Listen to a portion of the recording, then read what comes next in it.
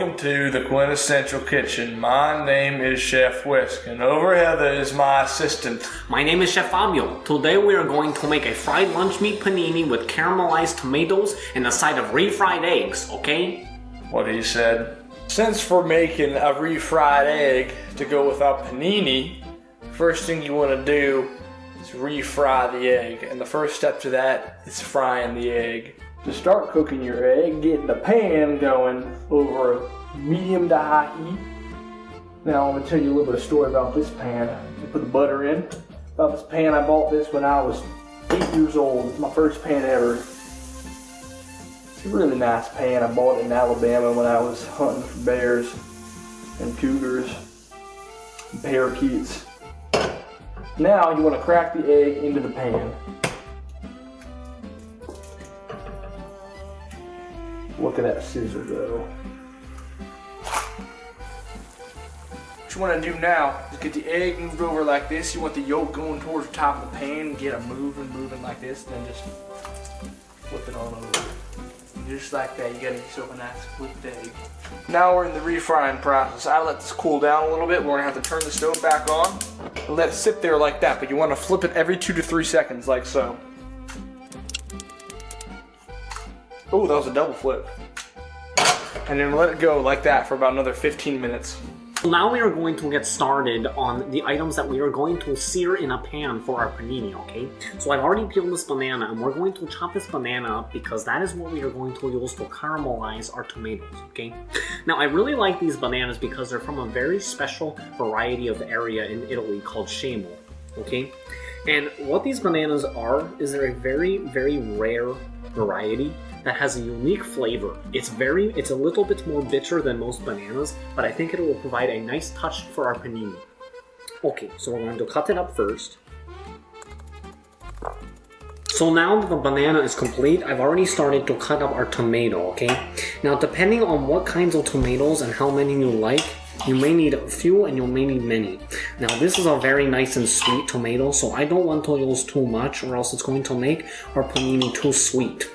So we're just going to cut up a few little pieces like this, and then we are going to caramelize them in the pan, okay? Now that we have cut up our fruits, we are going to caramelize the bananas, and we're going to reduce them to a sauce to caramelize the tomatoes in, okay?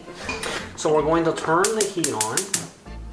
The first thing we're going to do is add some butter, some olive oil, and we're going to add a little bit of sugar in the raw.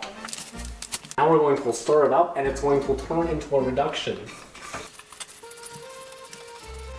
And then once that is complete, we're going to add the bananas. And we're going to stir it. And then we're going to let this set for about 10 minutes, okay? Next thing you want to do, smash down the bananas and make them more of a paste. Next, take some of your not your tomato paste, but your banana paste you just made. And spread it out like that, leave most of it up here. So you want to do is just take your tomatoes and lay them in there. The next thing you want to do is just lay this on top. And then next thing you want to do is floor the heat again. There it goes, nice and hot. So now it is time for the meat and cheese of it all, as they always say. So we're going to fry some turkey lunch meat in some olive oil. So here I have some Wegmans turkey. I like the sound of that. So we're going to let this cook here for a little bit, and then we're going to melt some cheese on top, okay? Now it's time to really make this a refried egg. So to start lacerating it randomly all around. I'll go ham on this thing. Now I turn the heat back on. Grab some olive oil, drizzle it in the pan, and add a little bit of water to the mixture. Perfect. Now, my friends, it is time to assemble the sandwich. First, put our paste of tomatoes and bananas on the bottom bun. Look how nice that looks.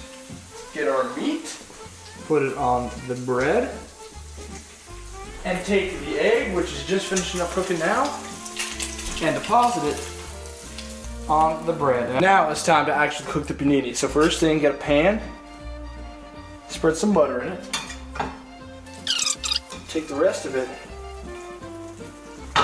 and put it on the top piece of bread. You'll see what we're about to do here. Now take your panini and gently lay it in the pan. Top. You've seen us heating this pan here. What we do now, oh, wrong one, turn it off. This pan's nice and hot. Put the bread back on top. And this is like a homemade panini press.